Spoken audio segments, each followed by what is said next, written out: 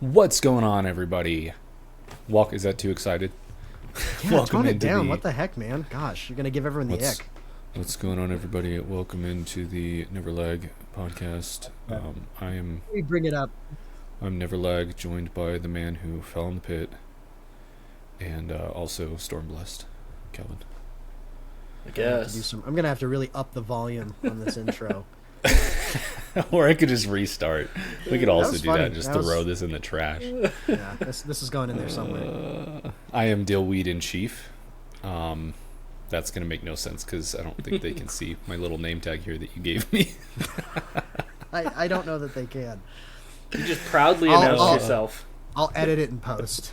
There you go. There, yeah, you'll have to add Dillweed in Chief to my subtitle for my little video camera. Anyways, Okay. welcome into the Neverlag podcast. We are here in August to speak with you about July. We come bearing news about what happened in July, and yeah, that's pretty much it. We're going to talk about what we played, like we always do.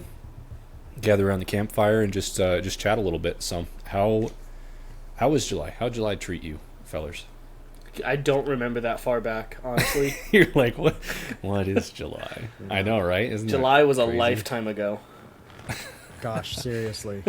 It happens so I was fast. talking to my 6-year-old recently about something that happened in 2024, and she was like, "That was a long time ago." That was half my life ago. I suppose for you it was. Dude, I remember when I was 4 years old, that was the longest year of my life. I was Gosh. 4 for like 12 years. Yeah. I remember it. I was just like, am I always going to be 4? That's probably And the I don't first know full why. year that you remember. Yeah, yeah. That was the Maybe it was year the that first you time I gained knew what a year sentience. was. I'm Yeah, like, man, yeah. these are long. What? Wow. Whoa. You awakened one, to one trip sentience. around the sun, you're telling me. Yeah, I feel like 4 is when a lot of those memories really start. Like, I have a few memories from like 3 and stuff, but 4 is where a lot of them really start cropping up. Yeah. Yeah, that's feel where like we we're here need to to- unpack our childhood trauma today. Yeah. I feel like we need to change to like the, was it Martian calendar, like keeping track of years or something. Like, I don't know, years are actually too quick. I hot take for my 4-year-old self, years are too quick. I kind of feel like I should be like 8 years old. I don't know, figure out what planet that is and Yeah. let's track that. Right. You know? Yeah, Alpha Centauri, maybe something big. Yes, I don't know. I was watching actually the Expanse, a sci-fi thing, and he was like, actually, based on our station or whatever, you would just be turning 2 years old or whatever. It's just Right. like, oh dang, never I thought like about that, yeah. that. That's Years the are entirely predicted by or determined by the path Do you, of do you the want to previous go to planet. the planet from Interstellar, where every hour is a year, 7 years on Earth? Well, see, that's different because then you're disassociated from everyone else's time, and that's like a true nightmare. That's a true name. Yeah, because you don't even get to feel like you're actually living longer because it feels the same to you. And Yeah. generations And everything you pass know and before care your about eyes. is like rapidly All you know disappearing. is turning to dust within the So 30 no, minute. to answer your question, no, not at all. Yeah, I that's like one of the most existentially tragic scenes I've ever seen. Would you like that? No. It really is one of the most like categorically nightmarish scenarios Oh in my like God, sci-fi. no. Yeah, is the that- thought of time passing, like time slowing down infinitely for you, but not for anyone else. Like that's horror to me, Yeah, yeah. true horror. Anyways, like we said, here to talk about video games. Welcome in. So you guys have I heard it through the grapevine that neither of you have a great bundle of games to discuss for July, so hopefully we can keep this short. July was But, a weak month. For I gaming. was weak. I was young and weak. I was touching Um, grass. Touching No, yeah, I was you were, sure. doing things apparently. Like I said, I don't remember. stuff and things. Anyways, I would like to start with Hell Is Us because that is what I'm going to remember from July, which I went into more detail on my actually probably less detail than I will here in my little video that I made about July. But I finally got around to Hell Is Us at the beginning of July. It was one of those games that was kind of in danger of truly slipping into my backlog that came out last year. And when I had my eyes on, and then it came out, and I just didn't get to it in 2025. And yeah, I don't know. Early July, I just kind of was sitting around, and I was like having that don't know what to play next kind of thing. And just decided, just sometimes you just got to boot something up and just see if you can go, if you're ready to go. It doesn't feel like it, but maybe if I play an hour of it, we'll Sometimes see. you have to get going for a little bit before you realize you're into it. It can take an Yeah. hour or two. Yeah. It's the friction of starting something new that can leave you just sitting there Yep. doing nothing Absolutely. instead of something. Yeah. And so sometimes you just have to start something, and if it truly doesn't click in an hour or two, then maybe you have to postpone it again. But man, Hell Is Us grabbed me, and then I played all the way through it because it was so captivating in all of the ways that are interesting to me.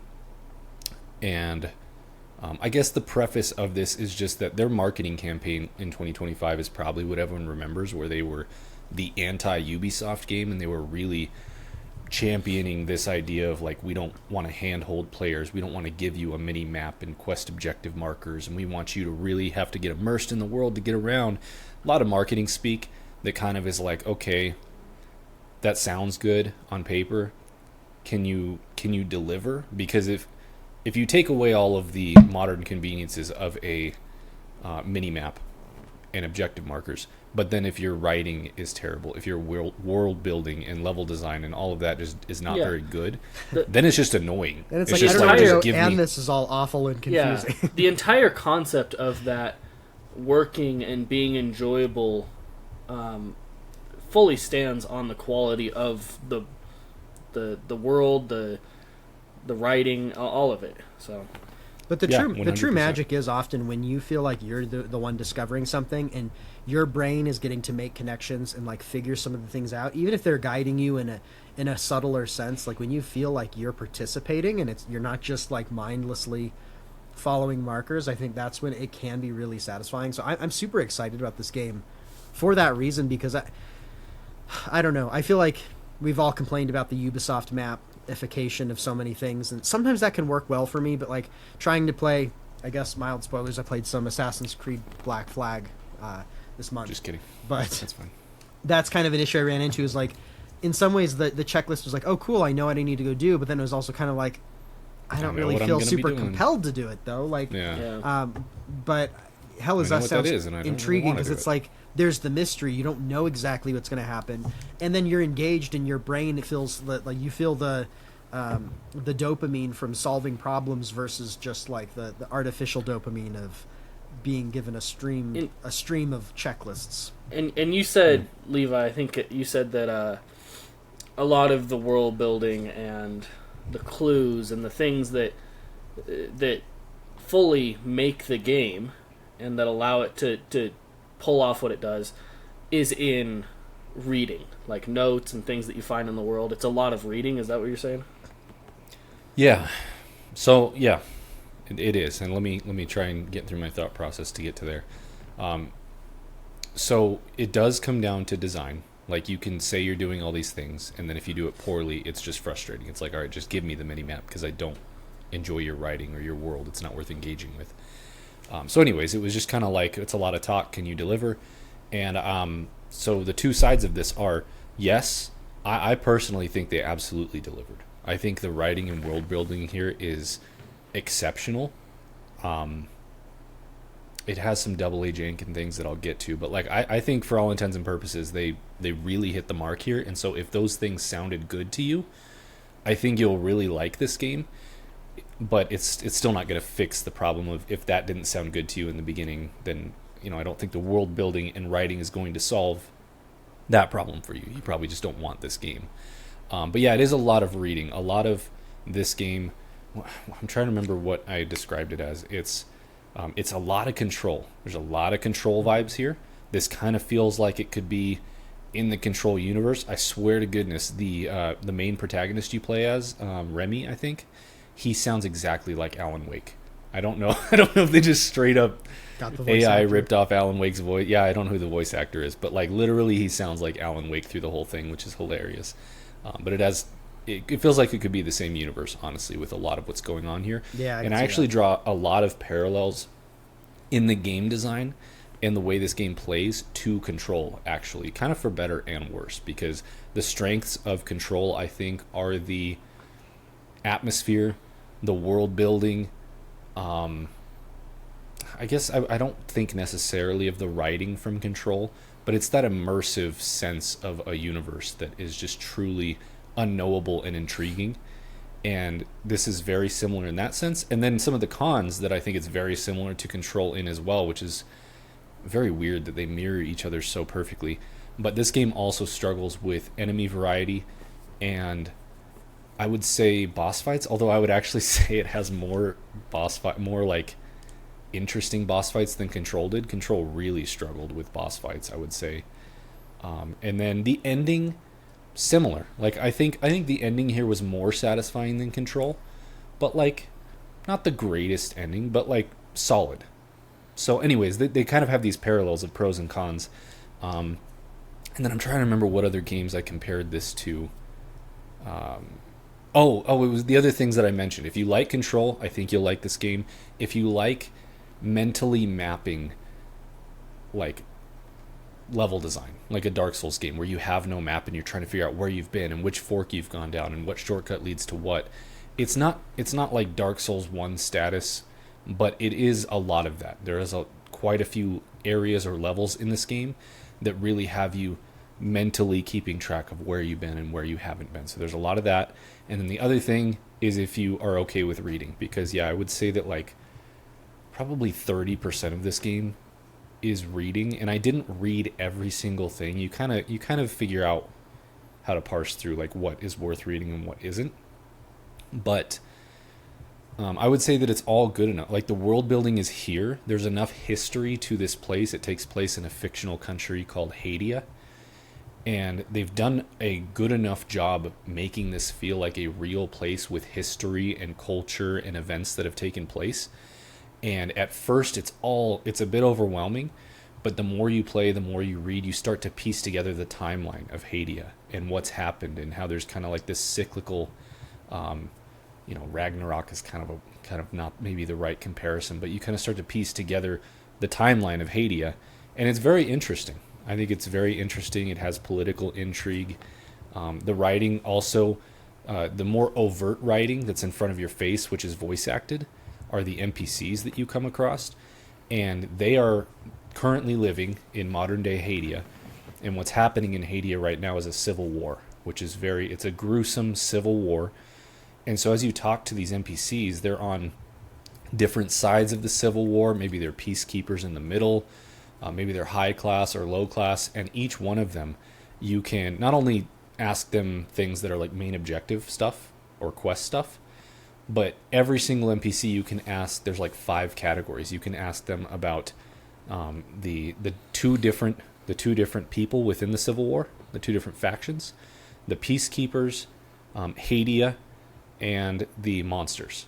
And so those 5 categories you can ask every person about, and it's actually really interesting because just like you would want it to, it starts to give you new perspectives on the Civil War, on Haiti, on what's happening, because you get these perspectives from certain people, and you start to be like, oh, this is the picture I'm getting, and then you talk to someone from the other faction, and you're like, oh, there's obviously 2 sides to this story. There's more going on. So I just think that it's not revolutionary, but it was really well done, captivating world building and writing. So that's awesome. I think they nailed it from that standpoint. And I kind of have wanted something that is akin to Control, like not exactly, but something that gives me those feelings, because Control is so good, but also so distinct that not many things kind of hit those notes really well. And it does, from what I've seen of Hell Is Us, beyond what you've said, it does seem like it is in that, that ballpark. And so I'm excited about that. And I love good world building when it's creepy and immersive, and like it's kind of like the Dark Souls lore too, where it's like you interface with these artifacts, and the more you pay attention, you pick up details, and like some of the immersiveness comes from your own participation and effort you put into it. And how much it's effort just given you the put fact that this is built in a way that is requiring you to do that for the level design, I feel like it kind of encourages that, and that can it creates this trick for your brain where it's like, because you're putting more into it, you're inherently enjoying it more. And I love whenever I can trick my brain to do that. Yeah. So it's also kind of, it seems fitting to me that you're comparing it a lot to Control, because when I think of a lot of reading, in-world reading, in-universe reading, I guess, in a game, the first and still one of the very few games that did that well, in my opinion, and that like hooked me with the reading was Control, because I was surprised to find myself searching for because it, the world is interesting. yeah, I and was the writing is reading good. everything I could find, and I enjoyed it, which was a weird thing for me. I was like, why do I want to read so much in this video game? Why am I reading? This is a video game.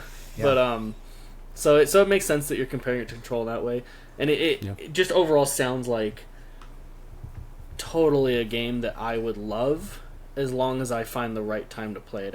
I have to be in the right, the right mood or whatever. So Yep.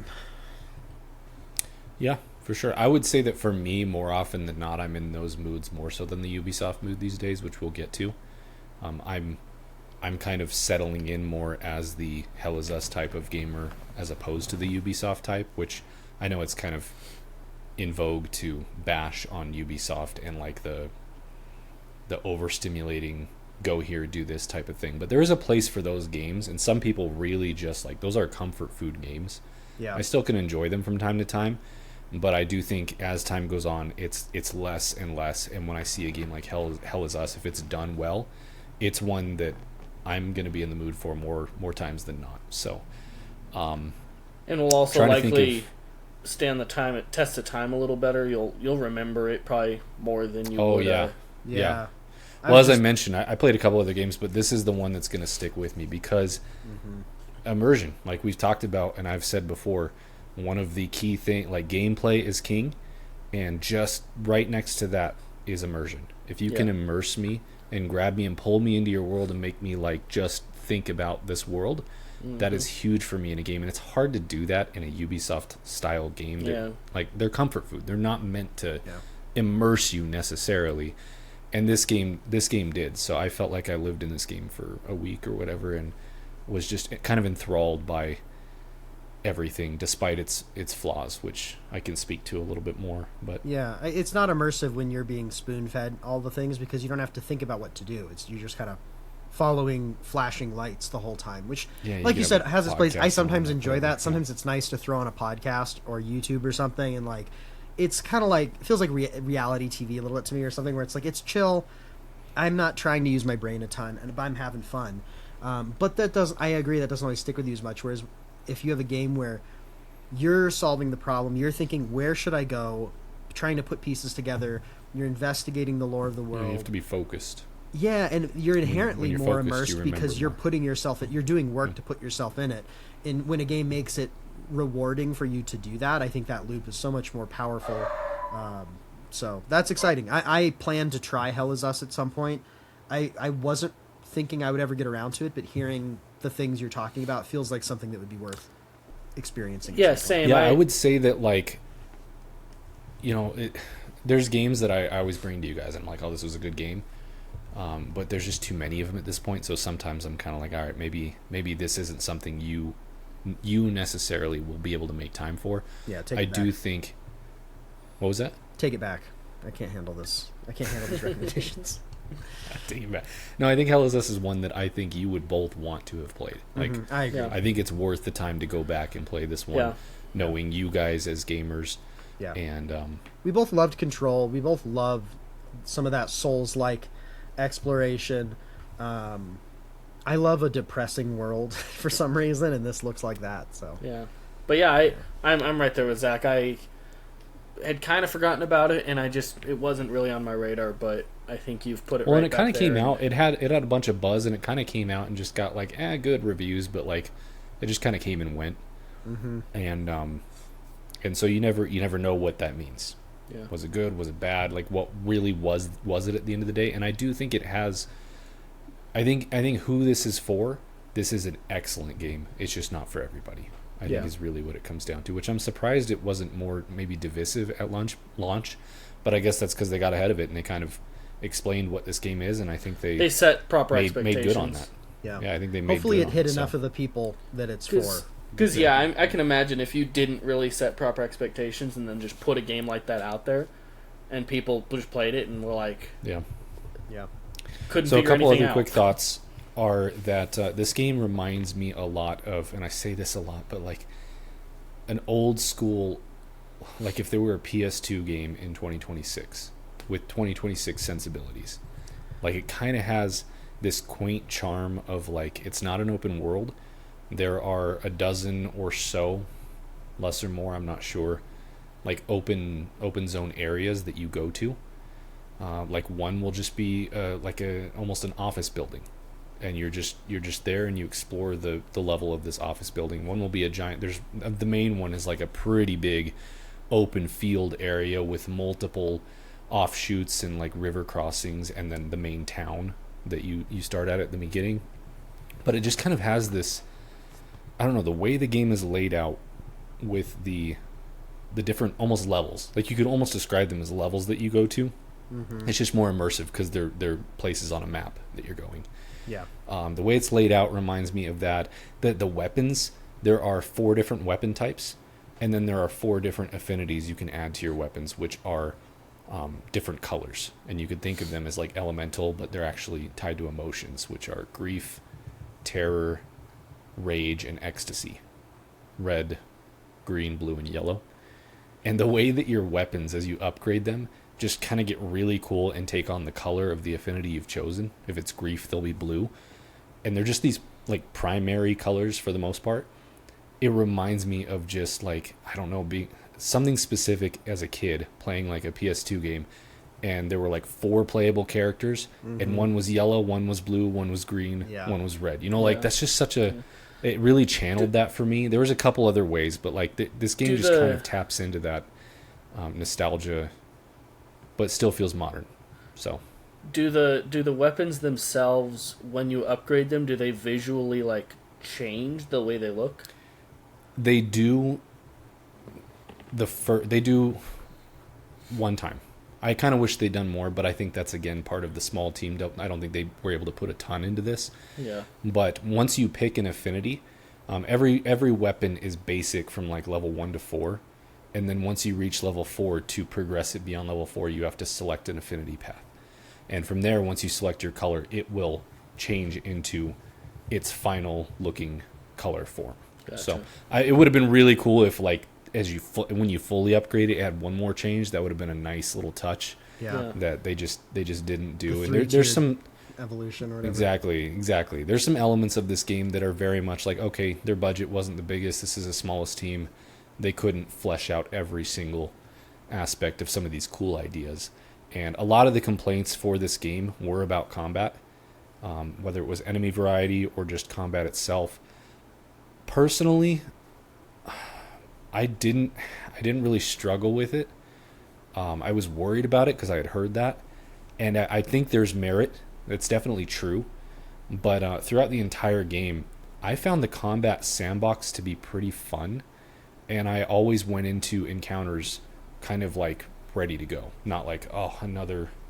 I wasn't wanting to be done with the combat. I had fun kind of mixing and matching. Once you pick an affinity for a weapon, you can add little charms or whatever to your weapon that will give them like 3 different abilities on cooldown, and you can mix and match those, and some of them are really cool. Some will like fly you up in the air and slam on the ground. And some, there's cool stuff. Mm-hmm. The way you describe the combat sounds like maybe just a smaller version of like Kazan combat, and the weapon system there, and the branching paths, and the almost it's definitely less. I mean, that's a high bar. but I'm saying that, but smaller. That's what it sounds like to me. Yeah, and all the weapons have different movesets. I kind of came to really like. Early on I played with the like spear glaive thing, and that thing's really good at like enemy control and AoE kind of spinning. You ended up doing the greatsword just like Kazan? I really like the greatsword, and at first it was like, man, this is really slow, but it has some good movement to it. The combat, I will say, is very it's slower paced, methodical. Like you have your abilities that go on cooldown, so those are kind of like almost Destiny like. It is like Kazan a little bit, where you have these special abilities, but you can mix and match them a little more. And then the other thing that's unique about the combat that is a little surprising is they stole from Neo the key pulse system, which I don't know if either of you are too familiar, but after you attack for a little bit, there will be a little key pulse that like comes out from your player character, and if you time a button press at the right time, it will heal you a chunk of health. It's kind of an in between like Bloodborne getting health back and Neo, where so you're just constantly like going in to do damage, but also trying to back off and heal. I thought it worked really well. It was on the easier side. This is not the most difficult game, but I thought that it made combat engaging because I had fun with my weapons and the different move sets. I had fun mixing and matching my abilities and finding what I wanted. And you can also utilize 2 weapons at a time, so you can kind of create a build of like, this is my AoE weapon, this is my single target weapon, whatever. Yeah. And then getting used to the button press. There's a lot of like kind of a skill ceiling to learning which buttons are mapped to what and how to do everything quick pace in combat, and then backing out and hitting that key pulse at the right time and keeping your health up. I just thought there was enough here that I was engaged through the whole thing. So again, a lot of that reminded me of Kazan, but yeah. So, and then beyond that, my favorite thing about this game, I've said world building a billion times talking about this, but like the locations in this game are just, they will definitely stick with me because the world building and the storytelling was good enough, if you're reading and paying attention, that at a certain point in the game, you're sent off to find 3 MacGuffins. And finding the 3 MacGuffins, finding each of them, is like a full-blown investigation that will take you all over the map. And then eventually it will end in a big dungeon-type experience where you open this ancient door and then you're in this dungeon for maybe 2-3 hours. And the dungeons were just so, like, the art direction is so good. There are just some really, really cool spaces that are just very, like, some of the best Indiana Jones, Lara Croft, tomb type ancient alien dungeons you'll ever run into. But even beyond that, the story, it tells a story of why you're going to these locations and what happened to them in a kind of Dark Souls way. Like, it's not in your face, but you start to figure out like what happened here, what was the storyline. And some of the, like, I would say all of the locations, you get to the end where you find the MacGuffin and it's like they hit. They're like, you kind of stand in the locations and you're like, oh, this is crazy that this took place here or whatever. And it's just, I don't know, they were really well done. It's not, I can't think of really any other video games where I've reached a location at the end of a very not subliminal, but like, well, how would you describe Dark Souls storytelling? Just very subtextual. A subtextual story, and I get to the end at a location and I feel the weight of that location. I can't think of many games that have done that. So yeah, well, that is a very all of that Dark sounds Souls great. type thing. So, and I love that too, and that's part of the immersive factor where it feels like the world is what it is, and it regardless of you doing it has anything, been for a long time. And it makes it feel less like a veneer of like, oh, here's the flashing things we put in. You can see the artifice of it all. It's more of, I know if I go look and interact with things, I'm going to uncover things because this feels like a real place. Like I love that, and that's something I look forward to. So that's pretty much it. I've been gushing about the game, but it's just a game that I think has so many interesting facets to it despite its flaws, and I hope it's a game I hope we see this team get to iterate on, to do more because of, for a first game, it's just like, man, you hit the mark 80-90%. I would love to see another game with more enemy variety and maybe a little more weapon variety or combat, or clean up some edges here and there. I don't know if it sold well enough. I'm doubting it based on the current situation of the gaming industry. This is probably a one-hit wonder type of thing we're going to get, and that makes me really sad because I think that as a first game, it's like the Kazan thing, ironically. Kazan, for a first game from a team, incredible. Would love to see a sequel, an iteration, and that team gets shut down. It's just like the industry kind of sucks, but I'm glad that we got this game at the very least. So the industry does suck because we're at a point where a game can do incredibly well and still just not, for some reason, make But it. if it's not groundbreaking money. Yeah, but we'll see. I mean, I'm glad that it's good. And I Yeah, plan to try it. all of the high points you mentioned sound like things that I care about a lot. So Yeah, I'm trying to think of the biggest drawbacks, and it really is just enemy variety. But even that, I would go so far as to say that the enemy variety problem almost has more to do with visual design of enemies and less about mechanics, because the visual design that they went for with these creatures is very samey. You either have like humanoid white alien looking things, or you have these like pixelated amorphous blob things. And so by nature, like there's just not a lot of visual differences in the enemies, and I think that hurts it a little bit, because mechanically, I was surprised at there actually are a couple like bespoke boss fights which suffer from some of the visual problems I mentioned from enemy variety, but like they were unique encounters in unique locations, fairly memorable. So I just think that, I don't know, it worked for me. I really don't know what to say, because I feel like someone out there is going to check out this game and be like, oh, it didn't work for me. And that's probably going to happen, but I also think more people need to check out this game, because if it clicks for you, it's going to really click. So there we go. there you go. The real hell was the us we had It was along the the way. us we built along the way. Isn't that sounds the about truth? right. Mm-hmm. Yeah.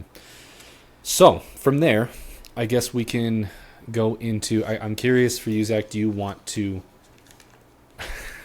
Are you gonna finish Black Flag? I don't know. I'm not sure. Did you finish it? I did. I rolled credits. You rolled credits. Okay. I'm kind did. of getting to the point where I think I might streamline the main story. Streamline the main line. Streamline the main line, the Streamline the storyline. main line. Yeah. Green line, the main line, the B line. Yeah, I don't know. You reached your point, huh? I go back and forth. So, It's funny because we were talking about this, and you're like, "I'm having fun. I'm back in this. I'm having fun." And I'm like, "Man, I just had to mainline it." yeah, I had a And now good you're 2 like, hours. I that might night. have to mainline this.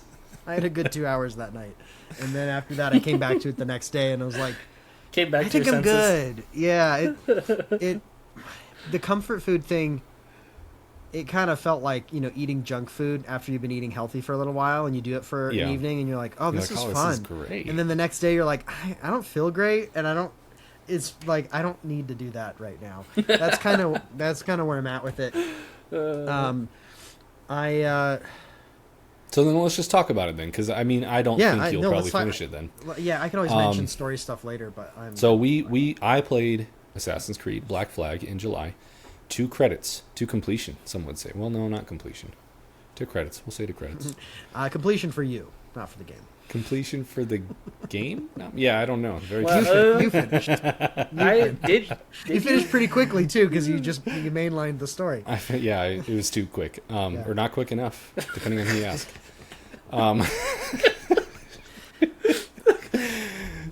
Zach sounds like he might not finish, but anyways, Some people come too quickly, and some not. I don't quickly know enough. what you You know get what your I mean? mind out of the gutter. What are we talking everybody. Unbelievable. So Zach, are you? I'm talking about video games. So- Solution like never halfway? Do you have start. any idea where you're at? I have no idea. I'm not Not a that clue. far in. I'm still assembling my crew. I think so. Not very far. I spent a decent amount of time sailing around doing side stuff. I mean, the thing about that is that not all that is mainline. So Okay, fair enough. I got to the point where I have my island and my estate on Inagua or whatever. I've had a few interactions with characters like Kid. So I've done a little bit of progression, but mostly I was going around discovering islands, doing the checklists, doing side quests, trying to upgrade my ship, upgrade my island a little bit, and was having some fun with that. But I kind of ran into the issue, like what happened is the checklist got me for a minute, and I had a podcast playing, and I was checking things off. I was loving the tropical vibes of the sea shanties. the Caribbean. I was just digging all of that, and You're then like, I quiet came out back. of Wale. Exactly. Don't I came worry back a about day it. later, and was like realizing that all of the little islands you discover are pretty much the same. Like there's not a lot of variance, and so I'm like, okay, well now at this point, even though I'm having fun, I've already done 4 islands where I have killed a random animal and discovered the 2 chests and gotten the song, little sea Yeah. shanty. And, you know, like, I'm just doing literally the same thing. You've reached the tipping point. And after I did a couple of encounters where, like, you kind of stealth through an area and take down a bunch of, what is it, British or soldiers or whatever. Yeah, East something. India, whoever they are, like you take Nazis, I down think. the man, you know, like you'd clear out an enemy camp. Caribbean And Nazis. it was kind of fun doing that a couple times, and then it was like it's just literally the same thing, cut and paste again and again and again, and I'm like, This is cracking me up watching you like go through the 7 stages of playing. it really Black is, Flag. yeah. I'm speed running it, so I kind of hit that, and I was like, as fun as it, like it was fun to do that a couple of times. It's just I don't need to do that. Like, are they For the are they not entire even game. like 100%. are they like not even trying to mask the? Well, no. Here's the thing, Calvin. This is a competitiveness? game from Yeah, I know. 11 oh my years ago. gosh, 13 years ago. 13 years ago, And so they gave it a fancy, like, it looks nice. It I know. looks very nice to But play. they It's didn't. They graphically, didn't actually. but it's still a game from 13 years ago. They And so I didn't, think a lot of the things that we're it. describing with the fatigue, well, they didn't reimagine the game. they didn't remade structurally the game. change things. Yeah, If it were It's not a reimagined, It's not a Final maybe that would Fantasy. solve a lot of the problems that we have. Exactly. But like, it is a game from 13 years ago, and so a game 13 years ago was, all right, let's create 4 tasks that can be completed, and we'll just put those on every island. Yeah. And 13 years ago, that's fine, and it was kind of revolutionary, and it was like, I'm sailing the seas, I'm a pirate. And in 2026, it just doesn't hold the same attention. Makes And sense. it wears thin. Like you, I was exploring some islands. I'm like, I'm loving being a pirate. I mean, pirate theming for me and setting is one of my favorite themes and settings. So if your game is pirate themed, +1 for me. And early on, I was really enjoying that. I was exploring, diving into the Caribbean water is it's beautiful, it's satisfying. I love being on these islands, palm trees. Like, I just love the setting. Just driving your ship around is just probably one of the best parts of this game, which I do. People always say that, like, oh, the sea shanties and exploring the Caribbean. But yeah, it's just so samey. After like 3 islands or whatever, I immediately switched to mainlining. I was like, I do not need to explore this entire map yeah. because it's the same thing over and over again. And even mainlining the story, I reached a point where several points where I was having to force myself to finish the game. And I did eventually finish it. And there are good parts of this game. I see why people loved it 13 years ago. I just don't think that even with a remake, it really holds up in the modern day. I was hoping for it to compete with. I was in my mind. I was like, I love Assassin's Creed Origins. If I could get Origins in the Caribbean, that would be like, Pirate oh my Origins. gosh. And it's just not that. It's just, Yeah. even though they were like 3 or 4 years apart in development, it's a huge 3 or 4 years in like the development of video games as an industry, because the difference between Black Flag structurally and mechanically and Origins is just like, One that I'm not It's sure we've huge. really passed by that much at this point. no, that's my point. Is like, I think I said this in my video too. The difference between Origins in 2017 and, I didn't play Shadows, but like Shadows last year, like, not that much. The difference between Origins and Black Flag, even though it's only 3 years, is a huge amount, in my opinion. Yeah. And so that's kind of the video games industry as a whole. I don't think Yeah. we've seen a ton of innovation over the last decade, whereas a lot happened in those 20 teens for video games and that transition to kind of the PS4 era and things like. There was a pretty big jump still in generations there. So Yeah.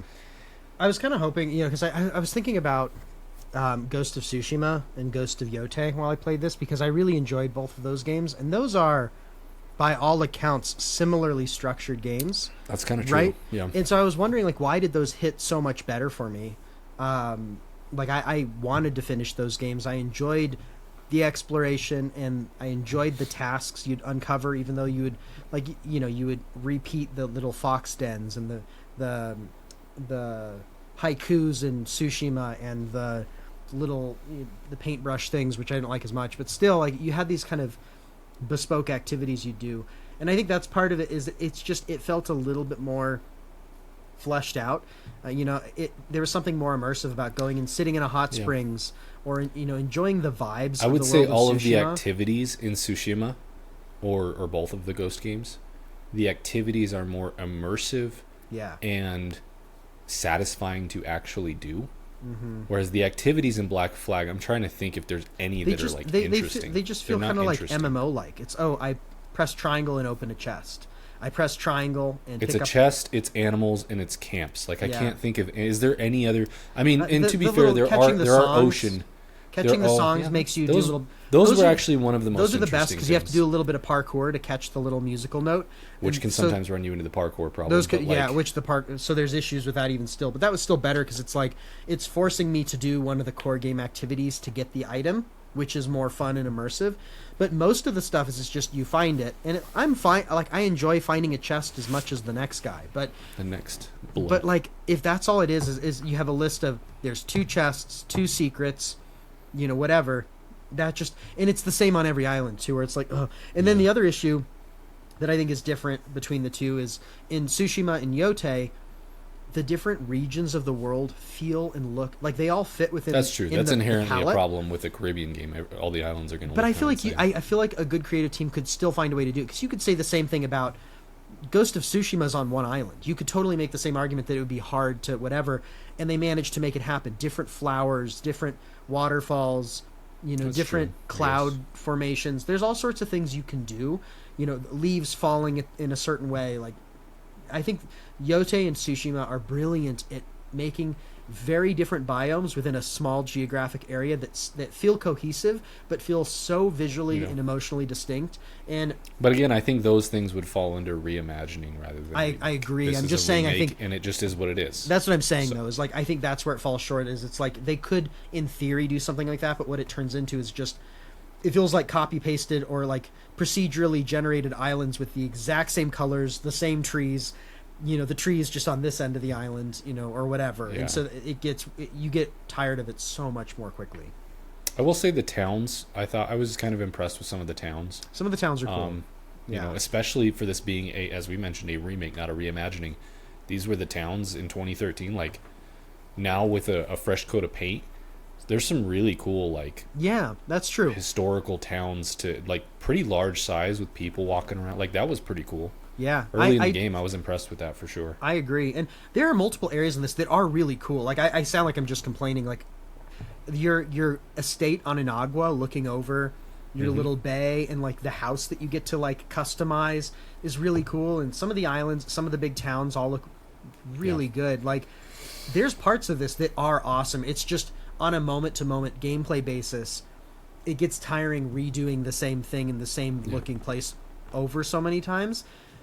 Which is why it's a bummer. Like I also see why people love this so much, and there's a part of me that still kind of is enjoying it. And I can imagine like 21-year-old me, had I played this game at that time, would have loved this. I'm sure. Yeah. And Oh god, that's terrifying that you just said that, and that's accurate. I think actually, I might have I was been like, 22, that's not that but long yeah, ago. Oh my gosh, I know. It was 2013. we're starting when I to was talk 22. about our early 20s as if they were. This back happened to in me. the I was making a 80s. book-related video, and I was talking about a book that got me back into reading fantasy when I was an adult in my early 20s. And I Oh was my like, "Oh my god, gosh. that was 15 years ago." Back when I was a young adult. I was like Oh talking my- about like getting back into reading 15 years ago when I was a fully grown adult. Like, oh my god. I'm still 24. I don't know what you're talking about. Yeah, so I came out of this game really I'm much, not even or very 24. much just like, yeah, right. Oh my gosh, it's changing real soon. No, not yet. Yeah, not yet. Wait, I came out of this game. how old are you? Calvin turns 20.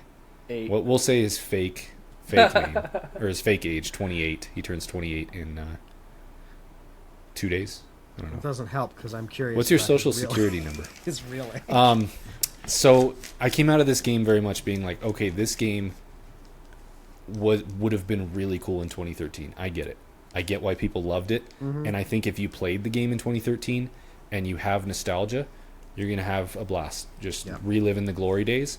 I think outside of that, I'm not sure who this is for. I think anyone coming to play this as just a game in 2026, I don't think this is really going to deliver for anyone in that category personally. I think if you're pretty casual and you like pirates, you've liked Assassin's Creed in the past. Yeah, but think of casual gamers in their attention spans these days. You think Assassin's Creed Black Flag is going to hold them?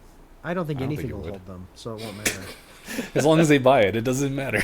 I think they'll have fun with it. I think, honestly, if your attention isn't held, I think we might be talking about two different types of gamers. I think people who play a fair amount of games and they want something to hold their attention in a more compelling way will not have fun with this. I think if you're casual, I don't mean this in a derogatory sense either, but in a casual sense of you occasionally play a video game, you sometimes feel like it, you've maybe played an Assassin's Creed game at some point, I think you'll have fun with the pirate vibes. I was just thinking, like, game is the fun amount of at people who times. roll credits on a Spider-Man game, one of the highest percentages when it comes Sure, to video I games. just- yeah, the I amount think- of people that are going to roll credits on Black Flag are, like, the people who played it in 2013, I think. Yeah, possibly. I just don't see anyone else rolling credits in this game.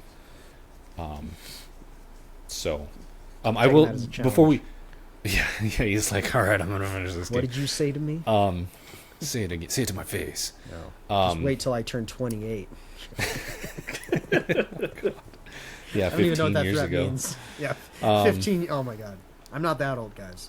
It's coming. I know I'm gray like. So that. before we move on from this, because I don't want to spend forever, the thing we didn't even get to, which was really the ultimate like death knell for me, was the parkour in this game was just like Yes. kind of bonkers with how not great it is for an Assassin's Creed game. And it showed itself pretty early on. Like I was having fun, I was being a pirate, sea shanties were happening, and I was sailing around, and I'm like, this is dope.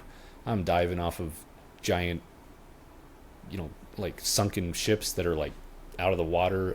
That was a confusing descriptor, but I was having fun, and then it just was like, holy crap, Edward cannot parkour to save his life, and it legitimately feels like they, like, I said this in my video, but it feels like he was abducted by Bayek and taught how to climb, like 2017 in Origins, and then just they did nothing to the world. They just dropped him back into the same world from 2013, because like he will skip 3-4 handholds sometimes, just like jump 12 feet in the air, skip handholds. I'm sure you guys watched the video, but I have clips and clips of him just like doing nonsensical things when I'm just trying to climb, and it just doesn't work. And I think that's one of the most beautiful, perfect things about Origins and most of the Assassin's Creed games. It just works. The character does what you want them to do, and climbing and exploring the world is just Intuitively. seamless. And this is not at all. Like, it is. I got better at playing the game, but it you have to play it in a very specific way, or crazy things will happen, and it will make you feel like you're playing it wrong or bad. It just is like insane the way that he Maybe that's will part of the move, charm. or the things he'll grab, the things he won't grab, the ledges he'll get stuck on when you're just trying to walk, and he like won't jumping step off to the your ledge. death, like when you mean to jump just right next to you on a handhold. Yeah. Yeah. That's Yeah. actually my biggest issue too, and like the sameness is frustrating. But if it was at least a breeze and the parkour, you sometimes hear this with games where like they have issues, but it's like the combat's so fun that it's fun to play. If the parkour was just fun and it worked, I don't think I would have as much of an Yeah. issue with everything else, and I'd be like, I can breeze through this because I just want to parkour my way through the Caribbean. But it's moment to moment constant friction. You're Yes, feeling and friction every time you move the character. I swear, 40 to 50% of the time, I'm trying to like jump and move somewhere else. He goes to the wrong place, and sometimes it's fine because it's a wall, Yeah. so I'll go somewhere else and I can easily course correct. But a lot of times he vaults himself backwards, and I fall to the end of something, and I have to like go, and it takes me forever to Is get this back. what you there's were there's like a ledge right here, and he's like, jump off into the water. Yeah. Jump off. Or I'll be No, on no, the- go to the ledge, please. Go to the ledge. I'll be way up on the Jump mast off of into the ship, water. and Okay. it's like, you need to raise the thing, and I'll go to raise it, and then he'll shoot off the mast, and then like I have to like come up from the depths of the ocean and climb a ship, and like I had to do that so many Stupid times, and you have to stuff like climb that. the whole ship all over again. Yeah. It and does then sound you'll get pretty shot entertaining. and fall off. And all there's over. no, it's crazy. there's no redundancy or like there's nothing in the system that allows you to like even kind of confirm it, and so you will go to do something and you will very specifically be doing something obvious, and it will just like it's the it's a mess. intuitive. It's so unintuitive. It's crazy. And it is comical if it weren't for the fact that it's also so frustrating. It's comical to look back on when Yeah, you're right. playing it. It's like it's constant friction. That's the best Yeah. way I can describe it. In a game that has constant friction, and is also dated feeling. That's just and a this bad is kind of the core combination. thing that's supposed to work well in an Assassin's Yeah. Creed game. Assassin's Creed And parkour is kind I of think like you the called thing. it. Like the reason it's bad is I think they updated how the character traverses to be more modern, but they didn't like change everything in the world, and so it's a mismatch. It's like They a didn't puzzle finish piece cooking, that- that's for sure. It's a Yeah. puzzle piece that no longer fits. He doesn't So- know what to do anymore. Like Yeah, yeah. it's so like I totally. And I think can the see how it best happened, but, best yeah. indicator of that are the times where there's like 3 or 4 handholds and he'll run up to the wall and skip like 4 of them and just like jump an inhuman height to grab onto a different handhold, and you're like, why did you just skip 3 obvious handholds? I don't understand how this game is programmed. Yeah, Oh, it's a mess. It's okay. a mess. All So, right, let me bring it down. I will say before we close this out, the story and characters were pretty good. yeah, I really that's enjoyed one the reason characters. I do want to finish it is because I Yeah. enjoy Edward Kenway. Kenway, yeah. I enjoy him. I enjoy some of the other characters. The story is intriguing. Like again, there are pieces here. Like I see why this is beloved. It's Would- just Would the game and story be better or worse if you were playing as Captain Jack Sparrow? It'd probably be better. I mean, I, how don't could it know. not? I like Edward. I was also frustrated with Edward throughout the whole game because he's constantly not listening to people and doing things that you're just like, what are you doing? Yeah. that doesn't make sense. Your priorities aren't right or whatever. Like he just kind of is a tool through a lot of the game. I found his character arc does kind of come around, but I really like the supporting cast. I forget the pudgy comedic relief guy from the beginning. Super funny. Love that dude. Yeah, he's good. Adewale is such a bro. Like he is just Adewale's cool. he's a ride or die. So good. And then Kid, great character. Like there's some really great characters and pirate stories in this that I'm glad I experienced. There was just too much mundane, annoying, repetitive friction for the runtime for me in 2026. So that's kind of where I came down on it. But That's a great summary. +1. So we'll Plus see. one. We'll Plus see one if for I being a finish the pirate main game. quest. That's the other thing. Like this I might try and finish in August before we have another tidal wave of great video games know. coming out in September. September is coming. Yeah, So- very very different game, but I struggle to imagine personally there ever being a better pirate game than Uncharted 4. Honestly, I need to replay Uncharted 4. I remember so little. I wouldn't Same. even I don't think to remember. call that a pirate game. Oh, yeah. yeah, I remember- absolutely. I mean, it's an Uncharted game, but it's literally fully pirate themed. That's different and you though. do, I think pirate. I think I know, like, but you know, like it's more modern day. but you're So- literally discovering like ancient hidden pirate utopia, and you do pirate things. It's very cool. Who It is who would piratey, win in a but my fight, own- Nathan for my own Drake or mental Nathan Drake categorization- or Edward? Yeah, that's more. That goes more into the Tomb Raider categorization. Yeah, I had, so which is that's kind what of I the said. It modern is day version different. of it, but- But like, 'Cause I he's also not a haven't. pirate. I haven't He's really an Indiana played. Jones I guy in know. a pirate setting. And so I'm saying it is Yes, different, but I haven't really played voting. many true You heard pirate Nathan Drake games, say "Arr." and Uncharted 4 scratches that itch really well. So He doesn't even. That's how you know. He doesn't even drink rum, from what I remember. He doesn't even say, "Why is the rum gone?" Yeah. Not one time in run that whole game. always gone. He never says, "But you have heard of me." But you have heard of me. I need to rewatch those movies. Oh, I don't Those have are time good. I don't have time to reconsume any content. I know. ever. Gosh, that's where I'm at. Oh, what a world we live in. Okay, from there, let's get wrapping things up. So, Calvin, do you have something? Yeah, I don't remember now. Do you have anything What do to you have? contribute to this? yeah. Anything to bring to this? So yeah, I played Mortal Shell. Oh my gosh! Oh my yeah. God. Oh my gosh! We wasted too much time on Black Flag, dude. Tell me about Mortal Shell. I Do can you keep love it. I Do you can hate- keep it fairly Do you hate quick. it? Yeah, I came away. I really enjoyed it, but I came away more mixed than I expected. So to clarify, I hyped it up a little too much, but to clarify, I just recently last month played Mortal Shell 1, not 2. So since Right. the sequel since did the just sequel come just out, came out, yeah, have not played or that will yet. have just come out in the Yeah. future. But the timing of it, Mortal Shell 2 coming out looked pretty good, and I've had the first one on my backlog forever, so I was like, now's a good time.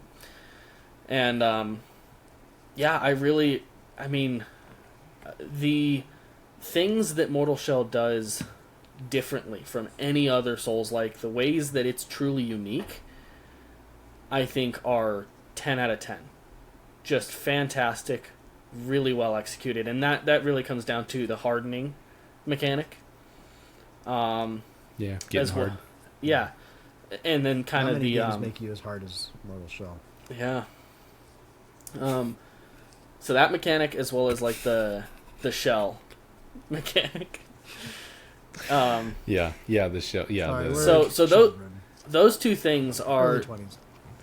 are done really well, and I feel like it was just so cool, and I'd never experienced something like that in any other game like it.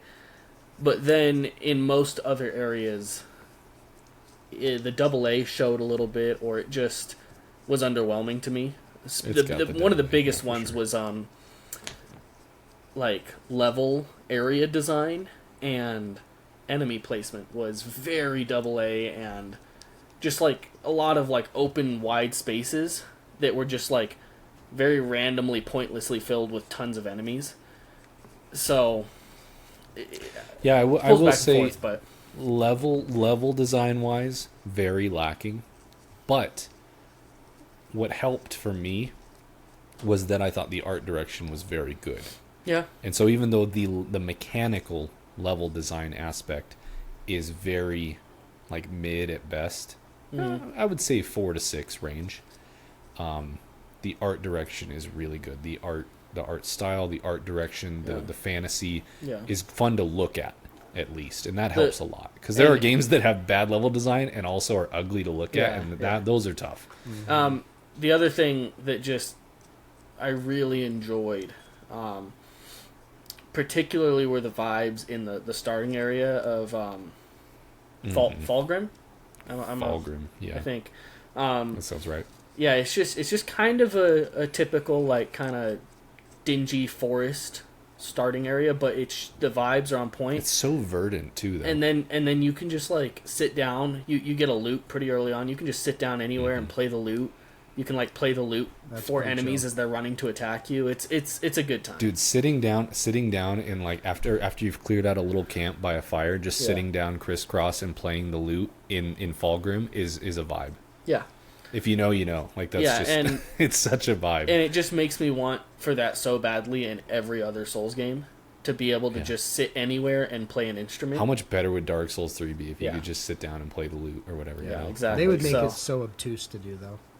Yeah, that's true. There's like 4 layers of menuing you have to do. Yeah, it would Yeah. be a lot. So- you'd have so to yeah. have like the wizened loot string that you get from a certain area, and you'd have to combine that with some And if you other talk to the first potion. NPC when you first start the game, you've ruined the quest to get it. Right, and then if you do all of that, then you have to string it, and it's a whole thing.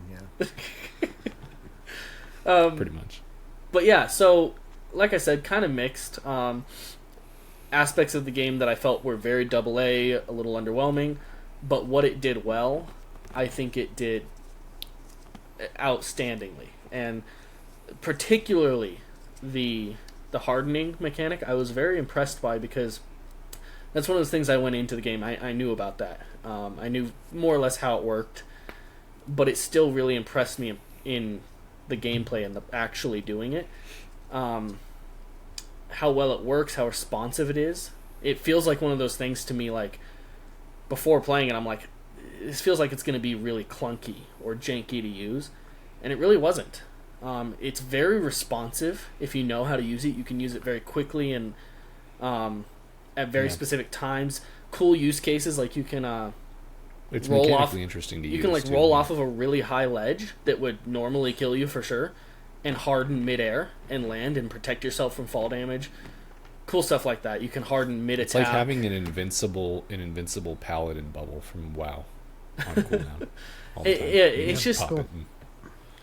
and I mean But then there's the interesting use case too, where it's like you can start swinging a heavy weapon charge, Yeah. and then harden start an attack. as someone else is attacking you. Where normally you would trade, right? Yeah. You're like, oh, I'm gonna trade hits. Yeah. You harden so that he like bounces off of you, Yeah. and you take no damage. And as soon as you're struck, the hardening goes away, and you finish your attack. Like Yeah. it's just a really cool. There's some mechanical depth to when and how to use it with certain enemies. So Yeah, and it just, I mean, pretty much every other Souls game out there that I know of employs some version of either just dodge rolling or parrying or some combination, but it's really just it comes down to those a two. Novel, it's And interesting. this breaks away from that and does something new and interesting, and it does it really well. and it felt refreshing and different. Like I'm approaching very basic enemies in a whole new way that was a lot of fun. Yeah. And that's always Souls-likes are a dime a dozen these days, so getting a refreshing new like mechanic like that is cool. Yeah. Yeah, it helps make it stand out. When I look back at Mortal Shell, and that's why I kept saying all this time, like, you should play it, you should play it. I know it's AA. I know it's got AA jank and rough edges, but it looks great, it runs great, and it's innovative. Like they tried to do something different, and Mortal Shell plays like no other Souls-like. And also I think they have a visual design and like I said, the art design of the world and the characters is very Mortal Shell, where I feel like a lot of these Souls-likes, it's like insert generic Totally, yeah. like whatever NPC. I feel like Mortal Shell has actual creativity to the characters and the bosses that you encounter. The NPCs, the voice like, acting, are weird, and they're very specific. And as soon as Mortal Shell 2 came out of nowhere, was never expecting it. Within 5 seconds of watching that trailer, I was like, is this Mortal Shell 2? Because it has a fingerprint like that, and that means something, I think, in the genre. And so, man, oh, go ahead. I was just gonna say, I'm really torn because I want to try Mortal Shell 2 because it's coming out. It looks hype. It's reviewing really For you, well. just play 2. You think you that was gonna be my question? Yeah, is like, I'd agree. should I play one or? I agree. Yeah, I think you'd be I think fine. with your constraints on time and the games you haven't played, like Lies of P and stuff, Fair. I would just jump into Mortal Shell 2 with the reviews it's getting. Yeah, it looks great. It looks, by all intents and purposes, the people that I trust when it comes to Souls-likes, they're saying like, this is a true level up. Like they've taken everything that was good about Mortal Shell, and they've made now the game it could have been. Yeah. So, I don't want to miss any lore about why I'm hard. You know, like am I going to be confused? I'll about tell what's you- going on so with this game? I don't want to be confused and hard. Like, Right, that's the worst combo. I'll tell you right now, I've finished the whole first game. No idea wrap. why I was hard the wrap whole it time. up. Let's go home. No, Sorry, yeah, right. what'd you He's say, Kel? unaware. Oh yeah. But If you're still hard for 4 hours after you finish the game, please see a doctor. It's a 12-hour game. You got to break it up. You got to be careful. not all in one sitting. Not all in one session. But yeah, despite its shortcomings, I think kind of like you said, the high points of the hardening mechanic and just some of the vibes and all that really shine through the top despite those. And it does. And it made me excited for like a second iteration of this, and it's here. Yeah. So which is here. And I will say, even though I know the boss fights are not maybe the like pinnacle of the game, they also stuck with me. They're weird. yeah, They're weird boss fights, and I mean, I yeah. enjoyed them mechanically for the most part. And then the final boss of Mortal Shell 1 is really cool. yeah, Really it's a freaking very I cool think. design So, and everything. I just found it to be a little bit great. It was too long of a fight. For interesting. me at least, and Maybe you suck. and it just was a lot of it was a lot of padded length. Like it was just I think he spawned waves of ads like 3 different times and healed, and I was just like, come on. Okay, fair enough. Did you? So you haven't done anything? You were thinking of going back, and there's some DLC with some roguelite element structure, which I had fun with. But are you going to touch any of that, or probably not? Probably not the DLC. The only thing I might go back for, which we'll see how it all fits together if I get into Mortal Shell 2 first, is trying to go for the platinum, which mostly would entail the no shell run. Yeah. So Yeah, I had fun with that. I thought there was DLC. The DLC's separate trophies. I have no idea. I played the I guess DLC for the love. I of guess the I game. Is haven't that what looked you're at the telling me? trophy list, but I don't think it has to do with the DLC. Huh? Because I played that DLC and I had a good time with it. It's kind of a crappy. It's just like a makeshift DLC. They put Roguelite. together a roguelite where you can get different like power ups as you go. And man, I had fun playing through that. I so, got enough I don't know. roguelites. I gotta play. I know, that's true. This was a different time, but it is different because it's Mortal Shell, I know, it's Souls. I don't know. So I'm glad you played it. I really kind of thought that I would I be am the too. only one who ever played I am Mortal too. Shell 1. Yeah. So when you said you finished it, I was like, what? It 'Cause is I a knew shorter you started game, it. but I yeah. just kind of expected. Yeah, but I just expected you to fall off of it. I don't know why. I was kind of shocked when you had finished it. So, I'm really looking forward to Mortal Shell 2. Mortal Shell 2 That's And pretty is good. getting good reviews. Looks And like it has I- the sauce. So I slightly spoiled myself by watching Iron Pineapple's video of him playing I know the Yeah, I demo, didn't watch. just the demo. But It was a beta. beta. That's why and, there's so and, much. Yeah. and seeing some of that stuff there, I'm like, oh, this looks really good. So Yeah, it's gonna be good. It's gonna be good. Okay, Zach, did you have anything else? I think that's it for now. There's a Okay. game I've been playing ongoing, but I haven't finished it, so I'll talk about it. We'll get to that. Just to wrap up, then for me, as we close this out, I did play a couple hours of Dench Attack, which kind of the world was all about Dench Attack for a few minutes there. I played the demo way back earlier in the year. I put it in one of my Steam Next Fest videos. I really enjoyed it. I think it has a ton of style and presentation, and just other synonyms for those words, but other words like those. But ultimately, just when I played the examples, full it could be game, something better. they could be better words. Ultimately, when I played a few hours of it, it just didn't click for me, and it's got kind of the presentation of like, what was that game that the Xbox exclusive, but then they canned the devs. Yeah, I know what you're talking about. Oh gosh, The music-based Yeah. guitar. Oh gosh, what was that? I looked that up while I talked. Maybe it has that presentation and art style. I get a lot of that from this game. It also has kind of a music vibe, art style that reminds me of Ollie Ollie World, which I loved. Love Ollie Ollie World. Hi-Fi Rush. is what Hi-Fi we're thinking Rush. So it has Oh. some really great things that kind of come together, and then it's like the perfecting the run gameplay mechanic where you're of. Yeah.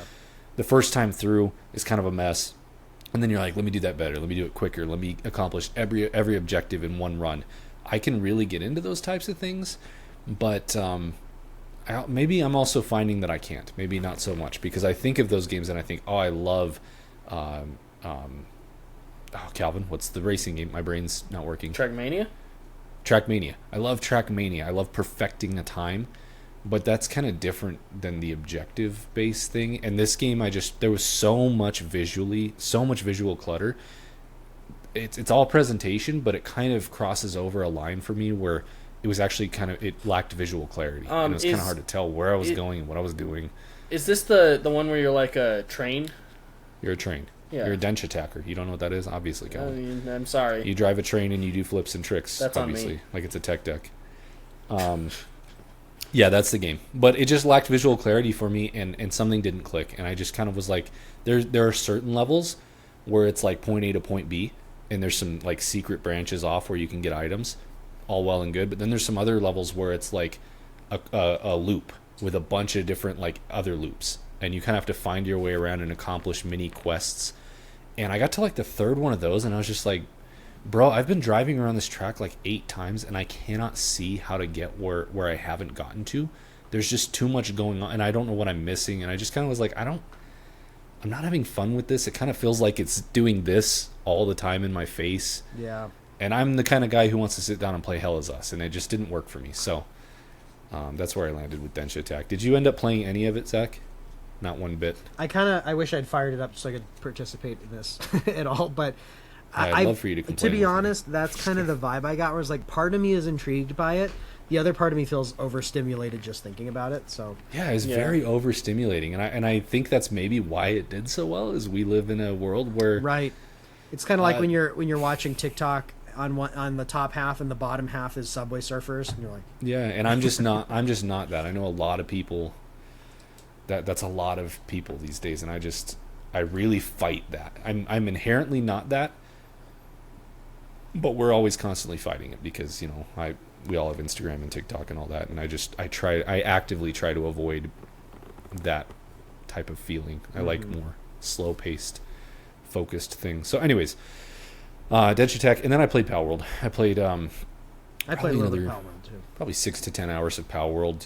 I started a new character, which I probably didn't need to do, but I was like, I want to see what 1.0 is like. And to be honest, the beginning of the game is not that different. I should have just played my main character. I There's plan a to little bit go more back. stuff, I think, but There's yeah, some more it's- stuff. There's There's some more- little towers with like like the lamest generic puzzles that you can find. Yeah. It's It's just not more mean. Power It World. doesn't feel meaningfully different. It's I just- I have a feeling most of the new content is later game stuff that I didn't Yeah. even get to in the Yeah. early release. So, but I will say, I have long thought, oh, I'll come back to Power World in 1.0, and that's when I'm going to lose myself to this game again. And that didn't happen.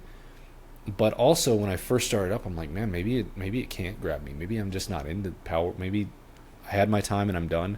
But after I played like an hour or two, I was like, I was playing a lot of Power World for a night or two, and I was like, okay, Yeah. this game is still very addictive. I had the it's same thing still- happen where I played for like 3 or 4 nights in a row for like a couple Yeah. hours each, and I was like, it was very. And then I like broke myself of it and was doing other stuff, and I haven't gone back to it yet. But it still has that addictive quality. And if you're Yeah, in the mood for basically, it, you gotta it'll splash work. yourself with water. Yeah. No Power World. No. Yeah. That's kind of what it feels like. And honestly, if I weren't trying to like, I feel like trying to make content, which I've been trying to do this year, and I'm trying to balance just playing games that I want to play with making content. But Yeah. that has factored in. Like, I've moved on from Death Stranding, I've moved on from Hades 2, and I've moved on from Power World simply because I'm sitting there and I'm like, all right, I have to get to these other games. Right. And maybe if I wasn't doing that, I really would have lost myself to Power World. But also not having you guys around and not having the social element, Yeah. I think is a Yeah. big thing too. Because when it's just you, it's an addictive loop, but part of the magic of Power World or games like Grounded is the cooperative experience. And you Absolutely. guys building your base somewhere else and heading over there and seeing what's going on. And that was such a moment in time that we probably won't get to with Power World, but if the world implodes and there's no more new games being released, maybe we'll have a 2.0 run at Power World. Yeah. We'll buy a server and run it back. So, There we go. all right, that's it. Anything else? That's it. We're done. Yeah, that's it for now. That was July, folks. Hope you liked it. Please look forward to more amazing That's What She Said and hard jokes from us in the future. Yeah. And what else did we started the podcast with? Also some other really crude humor. I don't remember what it was. I'll have to watch this I can't back. even recall. It was hilarious though. Yeah. We're hilarious. If you enjoyed us, please look forward to more of us. and More we will be hilarity back. will be here soon. Yeah, we'll be back next month to talk about August. So, thank Oh you. yeah.